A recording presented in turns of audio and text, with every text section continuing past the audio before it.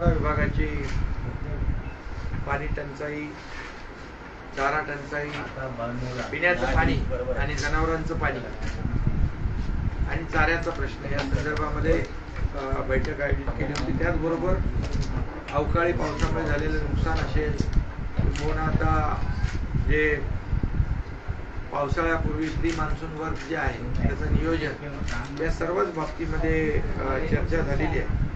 आणि यामध्ये जवळपास मराठवाड्यात 1837 टँकर सुरू आहेत आणि 1249 गावं 512 वाड्यांवर हे टँकर सुरू आहे। आणि हे टँकर आणखी जर आवश्यकता भासली तर खालच्या अगदी ग्रामसेवकापर्यंत तलाट्यापर्यंत सूचना दिलेल्या आहेत की तात्काळ रिक्वायरमेंट तुमची पाठवा, 3 दिवसामध्ये तुम्हाला टँकर आणि चाऱ्याची व्यवस्था केली जाईल। म्हणजे त्यामध्ये एक जाहिरात देखील काढलेली आहे की त्यामध्ये नंबर दिलेले आहेत प्रत्येक जिल्हाधिकाऱ्यांनी की आवश्यकता जर टँकरची वाढली, चाऱ्याचा प्रश्न असेल, टंचाई असेल तर तात्काळ त्या ग्रामस्थांनी त्या नंबरवर संपर्क करणे, त्यांना 3 दिवसाच्या आतमध्ये त्याची पूर्तता केली जाईल अशा प्रकारची तजवीज व्यवस्था या ठिकाणी केलेली आहे। पाणी देखील जे आहे स्वच्छ पाणी असलं पाहिजे, पाण्याचा दर्जा आणि गुणवत्ता तपासण्याच्या देखील सूचना दिलेल्या आहेत। आणि मला वाटतं यामध्ये आपण पूर्वी जसं DPDC मधून चाऱ्यासाठी पैसे दिले होते, चारा उगवण्यासाठी, तर त्याचा मोठा परिणाम या ठिकाणी जाणवतो आणि जिल्ह्यामध्ये पुरेल एवढा चारा या ठिकाणी आहे। आवश्यकता भासली तर अधिकचा देखील आपण चारा उपलब्ध करण्याच्या सूचना दिल्या। त्यामुळे एकंदरीत सर्व जिल्हाधिकाऱ्यांकडून आढावा घेतल्यानंतर पिण्याचं पाणी, पिण्याचे टँकर आणि जनावरांना पिण्याचं पाणी आणि चारा या बाबतीमध्ये कुठेही काही कमतरता भासू नये अशा प्रकारची सगळी तरतूद या ठिकाणी केले आणि कुठेही भासणार नाही अशा प्रकारच्या सगळ्या सूचना दिलेल्या आहेत। त्याचबरोबर जुने जे काही आपल्या ज्या पाणी पुरवठा योजना ज्या आहेत त्या पाणी पुरवठा योजना जुनी बिलं जी पेंडिंग आहेत, थकीत आहेत, त्यामुळे नवीन कनेक्शन देण्यासंदर्भात देखील सूचना दिल्या आहेत की जुनं जे बिल आहे ते त्याचं काय करायचं ते नंतर बघू, परंतु त्यामुळे थकीत बिलामुळे पाणी पुरवठा योजना बंद पडू नयेत, बंद राहू नयेत, त्यामुळे त्याही सूचना दिल्या आणि तशा प्रकारचं तात्काळ अंमलबजावणी होईल। आणि यामध्ये आणखी भविष्यात देखील जी आपली भूजल पातळीची मध्ये घट आलेली आहे त्यासाठी जे रिचार्जिंग आहे, पुनर्भरण आहे, या संदर्भात जलयुक्त शिवार, जलसंधारण विभाग आणि जलसंपदा विभाग यांना देखील सूचना दिल्या।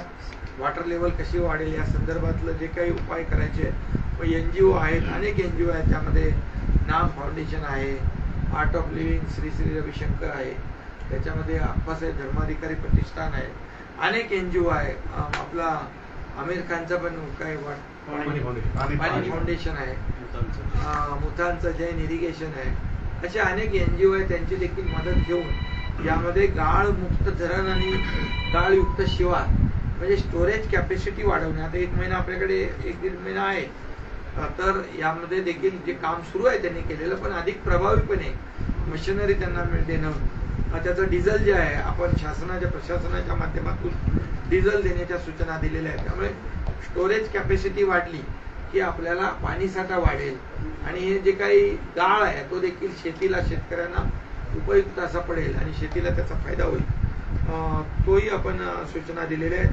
त्याचबरोबर पाण्याचं जे काही नियोजन आहे ते नियोजन योग्य परिस्थितीमध्ये योग्य प्रकारे व्हावं, त्याच्या सूचना दिल्या।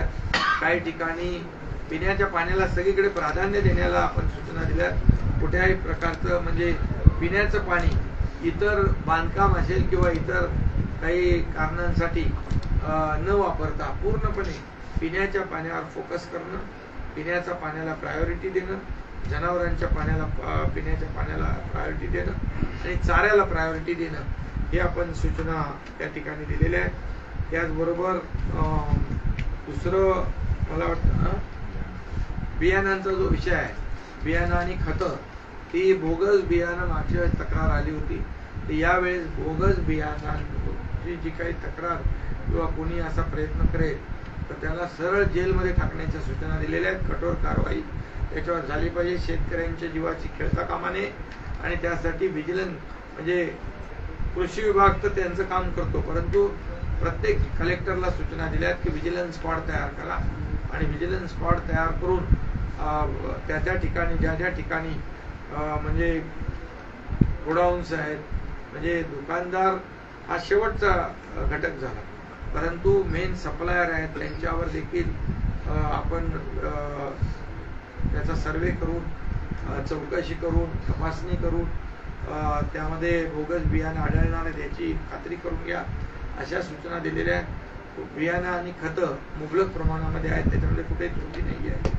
आणि चीफ सेक्रेटरीने देखील सांगितलंय आपल्या शासन स्तरावरून देखील याला आपण प्रायोरिटी द्या. बोगस बियाणांमध्ये शेतकऱ्यांचं नुकसान होऊ नये आणि बोगस बियाणं किंवा जे काही काळा बाजार त्याच्यामध्ये होतो तो देखील होता कामा नये, यासाठी आपण पूर्णपणे तशा प्रकारच्या सूचना दिलेल्या आहेत आणि त्यावर पूर्णपणे कारवाई होईल. त्याचबरोबर पावसाळ्यापूर्वी जे काही प्री मान्सून वर्क आहे ती काळजी आपल्याला घ्यायचं आहे. काही गावं जी आहेत आता अवकाळीमुळे काही नुकसान झालं आहे त्याचं युद्ध पातळीवर पंचनामे करा, त्याचं नुकसान भरपाई द्या. पावसामुळे काही गावांचा संपर्क तुटतो, त्या गावांमध्ये औषधं धान्य साठा मुबलक प्रमाणामध्ये असला पाहिजे, यासाठी देखील आपण हे केलंय. साथीचे आजार होऊ नयेत याची देखील आपल्याला काळजी घेण्याच्या सूचना दिलेल्या आहेत. वीज विभागाला देखील सूचना दिल्या आहेत की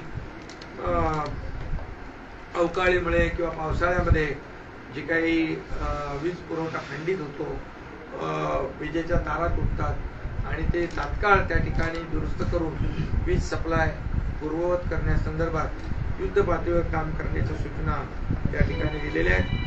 बाकी ज्या काय आता झाडाच्या ते काय रेग्युलर रुटीन वर्क आहे आपलं, फांद्या वगैरे ते त्यांना सांगितलंय. होर्डिंगचं एक सांगितलेलं आहे. होर्डिंगमध्ये जे बिगर परवाना होर्डिंग आहेत ते तात्काळ कापून टाका, त्यांच्यावर गुन्हे दाखल करा आणि त्यांच्यावर कठोर कारवाई करा. आणि त्याचबरोबर जे परवाने ज्यांचे लायसन्स आहेत, परवाना ज्यांना आहे त्या देखील होर्डिंगचं स्ट्रक्चरल ऑडिट करा, कारण ते देखील पडून दुर्घटना होऊ नये यासाठी त्याच्यावर कारवाई झाली पाहिजे याच्या सूचना दिल्या. त्याचबरोबर SDRF NDRF यांच्याशी संपर्क साधून कंट्रोल रूम जो आहे आपला तोही अद्ययावत करण्याच्या सूचना या ठिकाणी दिलेल्या आहेत.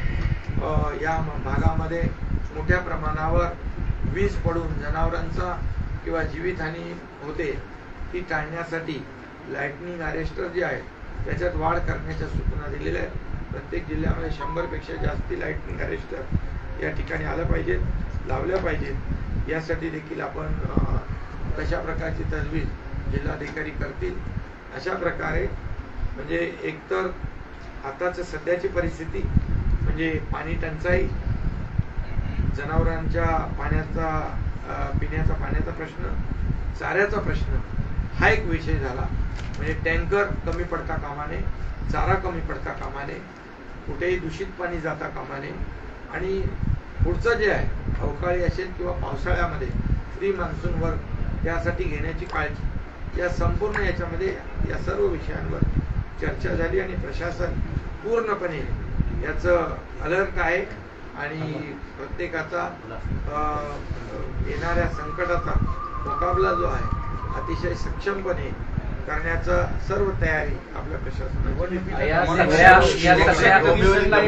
इलेक्शन कमिशनला एक विनंती केली होती की या सगळ्या दुष्काळी स्थितीमध्ये अडचण होते आहे, त्यांनी पण परवानगी दिली, निवडणूक आयोग दिली.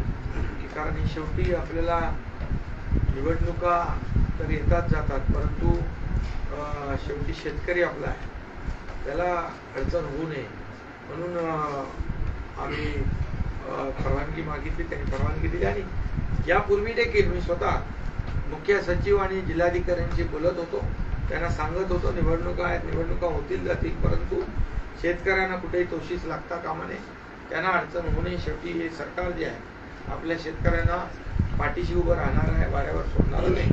म्हणून आम्ही पूर्णपणे संवेदनशीलपणे हे सगळं हाताळत होतो.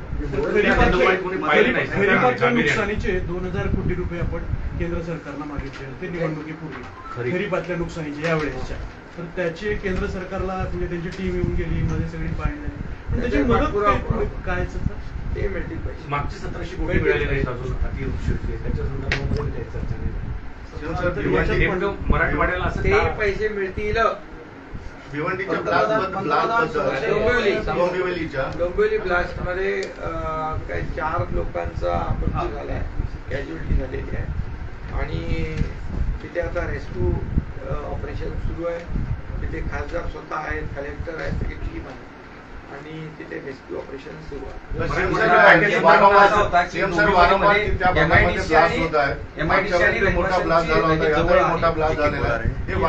यामध्ये काय झालंय, एमआयडीसी अगोदर झाली, कंपन्या अगोदर आल्यानंतर वसाहती झाल्या, परंतु हजार्डस केमिकल ज्या इंडस्ट्री आहेत, अति घातक जी काही रसायनं किंवा ज्या माध्यमातून अशा प्रकारचे ब्लास्ट होऊ शकतात, अशा कंपन्यांना आम्ही अंबरनाथ MIDC मध्ये एक वेगळा सेक्टर करून कायमस्वरूपी तिकडे शिफ्ट करण्याचा आम्ही निर्णय घेतोय. आता संबंधित विभागाशी आणि संबंधित MIDCचे अधिकारी यांच्याशी बोलून त्या ठिकाणची तजवीज जी आहे आणि आपले इंडस्ट्री जे आहेत म्हणजे जी उद्योजक जे आहेत त्यांच्याशी चर्चा करून तो निर्णय घेतला. भूजलाचा उपसा खूप जास्त अनियंत्रित आहे आणि तुम्ही कायदा केला आणि त्याच्या पुढे नियमच नाही केले, तर काही पुढे होणार आहे त्याचं काय घडलं? रिचार्जिंगचा पण आपण मोठ्या प्रमाणावर तो निर्णय घेतलेला आहे. इतक्या तत्परतेनं चर्चा झाली, बातम्या येत आहेत म्हणून इथं आले, बैठक घेतली, पण मराठवाड्यातल्या सगळ्या जिल्ह्यातले पालकमंत्री बघितले तर केवळ 2 पालकमंत्री आज बैठकीला उपस्थित होते.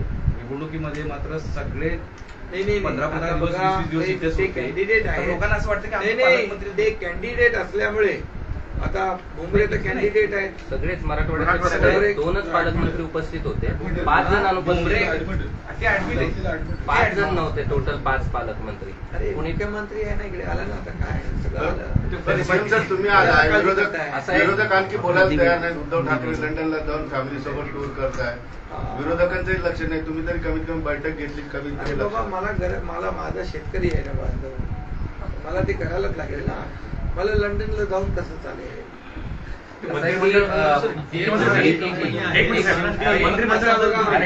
बघा, निवडणुका असू द्या, आमची बांधिलकी शेतकऱ्यांची. निवडणुका आहेत म्हणून आम्ही मतदारांकडे जातो असं नाही. आता निवडणुका संपलेल्या आहेत, आलो ना आम्ही. काही लोक निवडणुका फक्त मतदानापुरते मर्यादित असतात, लोकांशी संपर्कात असतात, त्यांच्यावर मी आज काय बोलू इच्छित नाही. पण आमची नाळ जी आहे, बांधिलकी आहे, शेतकऱ्यांच्या बरोबर आहे, नागरिकांच्या बरोबर आहे, हे आमचं कर्तव्य आहे म्हणून आलोय. पण शेतकऱ्यांना पीक कर्ज मिळत नाहीये, त्यांच्या अडवणूक होते. दुसरं पीक विमा पण सुद्धा त्यांना अद्याप मिळालेला नाहीये. त्या सगळ्या गोष्टींवर चर्चा झालेली आहे. कुठलीही अडचण राहणार नाही. अशा प्रकारचे जिथं काही राहून गेलं असेल त्या तातडीने सॉर्ट आउट करण्याच्या सूचना दिल्या आहेत. काही शेतकऱ्यांना केवळ 57, कुणाला 50 रुपये एवढाच विमा मिळाला आहे. काही मदत करायची, काही कुठे अडचण नाही, मदत करायची, मग काय कशाला बैठक घ्यायची? आता तातडीने जिथे टँकर पाहिजे टँकर, चारा पाहिजे चारा, जिथे जे जे काय पाहिजे ते सगळं मिळणार. चारा छावण्यासंदर्भात अनेक ठिकाणाहून मागणी होते, मात्र चारा छावण्या सुरू नाही आहेत. चारा छावण्यांची आवश्यकता अद्याप नाही. चारा इतका मुबलक आहे जो आपण अगोदर DPDCतून तो चारा उगवण्यासाठी पैसे दिले होते. त्यामुळे छावण्याची आवश्यकता लागली पुढे तर ते पण करू आपण, काही प्रॉब्लेम. कंपनी आहे, 50,000 कोटी आपल्याकडे गुंतवणूक करणार होती, मात्र ती कंपनी आता मध्य प्रदेशाची. साहेब, आपण या निवडणुकीच्या अगोदर हा विषय सगळ्यांना मदत केली जाईल, शेतकऱ्यांना कुठे वाऱ्यावर सोडणार नाही. सर, राज्यातले उद्योग बाहेर, राज्यातले उद्योग हा विषय अधिक चर्चेला लावता. आता गेल सारखी कंपनी दाभोळ आणि संभाजीनगर पैकी कुठला तरी ऑप्शन शोधणार होती, म्हणजे त्यानंतर सुरू करणार, पण ते MP ला गेलेली आहे. आता त्याच्यावरून विधान परिषदेचे विरोधी पक्षनेत्याने आरोप केला आहे की हे बघा, मी आज तुम्हाला मी सांगतो, आरोप करायला काय लागतंय? तुम्ही वेदांताचा आरोप करता किंवा सरकार आमचं 2 महिन्याचं होतं, 2 महिन्यामध्ये कुठला वेदांता फॉक्सकॉन सारखा मोठा उद्योग जातो का येतो असं काय होतं का 2 महिन्यामध्ये? त्याला पूर्ण वर्ष 6 महिने तयारी करावी लागते. आणि आता मी तुम्हाला सांगतो 6 लाख कोटीचे जे उद्योग आज आम्ही आमच्या राज्यात आणले 2 वर्षामध्ये, 2 वर्ष पण कंप्लीट नाही झाली, 6 लाख कोटी आणि त्यातले 1,37,00,000 कोटीचं 70 ते 80% एक्झिक्युशन सुरू आहे. आणि आता पुन्हा 3,73,000 आणि तिकडून कमिटमेंट आम्हाला मिळाली ते 1 लाख कोटीचे आता इथे येऊन मुंबईत केली. त्यामुळे 6 लाख कोटीचे MOU साईन झाले. आणि आता परदेशी गुंतवणुकीमध्ये महाराष्ट्र नंबर 1ला आहे. महाविकास आघाडी 3 नंबरला गेली होती, 4 नंबरला गेली होती, आता नंबर 1ला आपण आहोत. आणि आज इंडस्ट्री फ्रेंडली स्टेट म्हणून आज आपलं राज्य ओळखतंय. राज्यामध्ये इन्फ्रास्ट्रक्चर आहे, चांगलं पोटेन्शियल आहे, कनेक्टिव्हिटी आहे, स्किल मॅनपॉवर आहे. उगाच लोक येत आहेत. पूर्वी लोक उद्योगपतीच्या खाली बॉम्ब लावायचे, पळून जायचे, आता ते नाही होत. आता होतं का?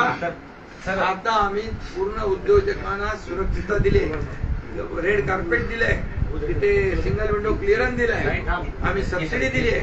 त्यामुळे उद्योग आता आमच्याकडे महाराष्ट्रामध्ये येणारच. सर गेल बाबत काही चर्चा झाली होती का? गेल बाबत बघून त्याचं काय तर मंत्रिमंडळ बैठकीच्या पॅकेज संदर्भामध्ये 9 महिने उलटले. लोकसभेच्या निवडणुकीमध्येही त्या पॅकेजला तुम्ही हात लावला. 45,000 करोड रुपये रिलेशन आपल्या शेतकऱ्यांना आज तुम्हाला सांगतो कुठल्या सरकारने दिले होते मग नुकसान भरपाई 15,000 कोटी नाही, तसं नाही. ऐका, नाही ऐका, आपल्या सरकारने तुम्हाला सांगतो एनडीआरएफचे नियम डावलले, बदलले, 2 हेक्टरचे 3 हेक्टर केले, एनडीआरएफच्या दुप्पट आपण दिले. सततचा पाऊस काउंट करत होते का? सततच्या पावसाचं नुकसान आपण काउंट केलं. 15,000 कोटी रुपये आपण नुकसान भरपाई दिली आणि 35,000 कोटी रुपये शेतकऱ्यांना 6,000 रुपये कोणी दिले? मंत्रिमंडळाची बैठक घेतली, त्याच्यानंतर तुम्हाला पश्चिमी वाहिन्यांना स्वतंत्र पैसे ठेवणार आम्ही ते सगळं. तुम्ही आचारसंहितेत करू का? 9 महिने झाले एकही काम नाही झाले. 35 सर 9 महिने झाले ना. 9 महिने झाले सर. दुसरं काय? आता कोणी पाणी पुरवठा योजना कोण कम्प्लीट करताय? कोण करताय? शहर पाणी आज बैठकीमध्ये ऐका, आज आपण 1 रुपयामध्ये पीक विमा मराठवाड्याला लाभ नाही होणार.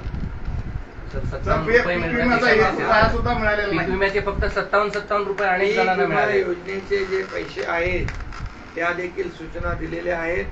ज्याला देय पैसे आहेत ते मिळतील, जो देणार नाही, जो लापरवाही करेल त्यावर कारवाई होईल.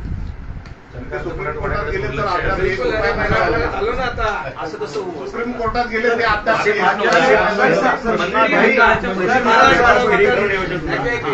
Marathwada water grid.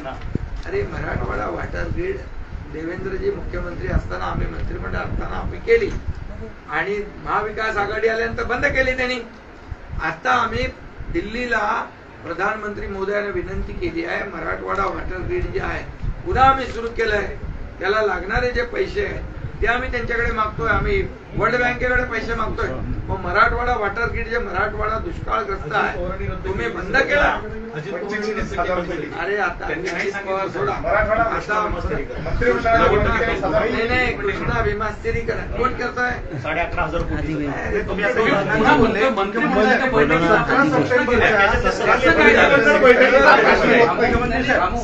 मराठवाड्याला आम्ही पाण्यापासून वंचित ठेवणार नाही. योजना संदर्भाने काम सुरू आहे, त्याचा स्टिप्युलेटेड पिरियड सुद्धा गेला. डिसेंबर मध्ये होणार कंप्लीट. योजना तेच प्रॉब्लेम आहे. हायकोर्टच्या जजला पाहणी करावी लागते सर. पाईपलाईनच्या हायकोर्टच्या जजला पाहणी करावी लागते. इथपर्यंत जाऊन एवढी लेंदी झाली. 65% काम पूर्ण झालंय आणि 200 कोटी रुपये आपण आता 25 MLD पाण्याने. आमचा प्रश्न आहे की हायकोर्टच्या जजला रस्त्यावरती यावं लागतं त्याचे काम पाहताना. एवढ्या पूर्ण सरकार पूर्ण लक्ष देणार. ज्या योजना अपूर्ण आहेत त्या पूर्ण करणार. सगळ्यात महत्वाचं पाण्याला प्राधान्य देणार. पाणी योजना एक वेगळा प्रश्न आहे. सर, हिंदी. टक्केवारी सातत्याने वाढते. बरं ते actually वेगळी टक्केवारी असते आणि नंतर तुम्हाला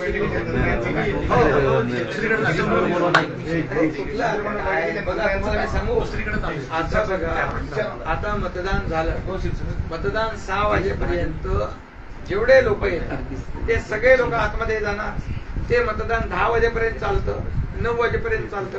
तुम्हाला आकडे 6 वाजता कोण देणार?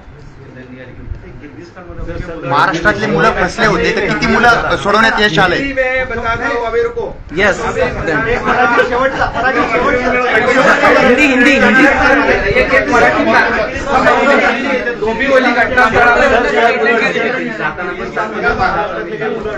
किती मुलांची सुटका झाली? महाराष्ट्र सरकार केंद्र सरकारच्या बरोबर संपर्कात आहे. जेव्हा असा प्रसंग आले तेव्हा आपण पुढे किती जणांची सुटका झाली? किती जणांची? सेम. हां, हिंदी हिंदी. यस. मंत्रिमंडळ बैठकीत काय झालं? मराठवाड़ा में आज संभाजी नगर में एक बहुत ही महत्वपूर्ण बैठक हुई है. यहाँ पीने के पानी के बारे में, जानवरों के पीने के पानी के बारे में, और जो चारा है उसके लिए जो लोग कहते थे कि यहाँ पर बहुत ही शॉर्टेज है, इसके लिए मैं खुद आया हूँ, हमारे मंत्री लोग आए और इसके ऊपर सविस्तर चर्चा हुई है. और इसमें जहाँ जहाँ टैंकर बढ़ा के चाहिए वो तुरंत देने का काम होगा. चारा जो जहाँ कम है उसको मिलेगा. पीने का पानी जो है जानवरों को उसकी पूरी तरतूब होगी, हो जाएगी. और एक जाहिरात निकाली, एडवर्टाइज दी हुई है, जहाँ भी किसी गांव में आवश्यकता है 3 दिन के भीतर उसको टैंकर बढ़ा के मिलेंगे. जो भी आवश्यक चीजें हैं सब मिलेगी. और जो हमारी योजनाएं हैं, जो पानी पुरवठा योजना जो बिल के वजह से, पेंडिंग बिल की वजह से रुकी है, उसे आदेश दिए गए हैं. पेंडिंग इशू जो है बिल का वो अभी नहीं निकालेंगे, उसको तुरंत कनेक्शन देंगे और पानी पुरवठा योजना उसमें से पानी मिलेगा. ये आज पूरी बहुत ही सविस्तर बैठक हुई है, सभी जिलाधिकारी थे. और मराठवाड़ा में किसी भी हालत में किसी को भी कोई भी शॉर्टेज का सामना नहीं करना पड़ेगा, उसके जिम्मेदार सरकार ने दी हुई है.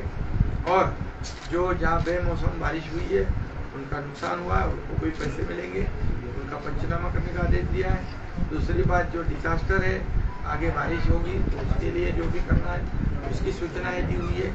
पूरी तरह बी बयाने, जो बोगस बी बयाने जो बेचेंगे, कालाबाजारी करेंगे, उनको सीधा उठा कर जेल में डालने का आदेश दिया है.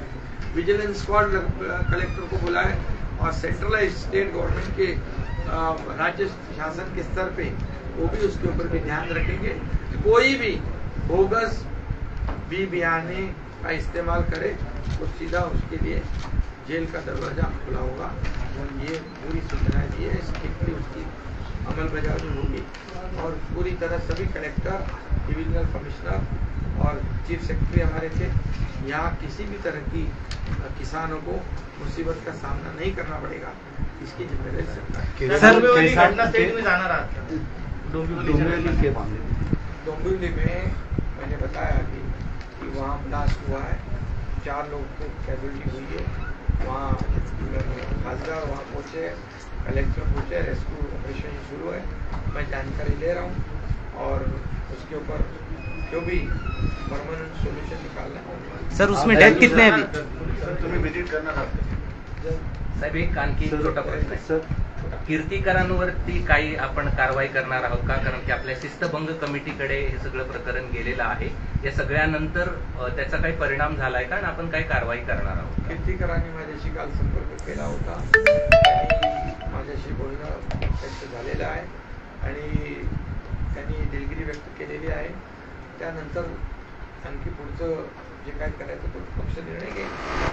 सर, ग्रामीणों का कहना है कि 10 से 12 दिन में एक बार टैंकर आ रहा है और वो सिर्फ एक ही ड्रम देते हैं जो नाकाफी है. कौन सा गाँव है? कई सारे गांव है शहर. ऐसा अभी पूरा आदेश आज हुआ है. यहाँ अगर गाँव को टैंकर की जरूरत है वो तुरंत मांग करेगा और उसको तुरंत टैंकर सर किसान जो है सर किसान टैंकर से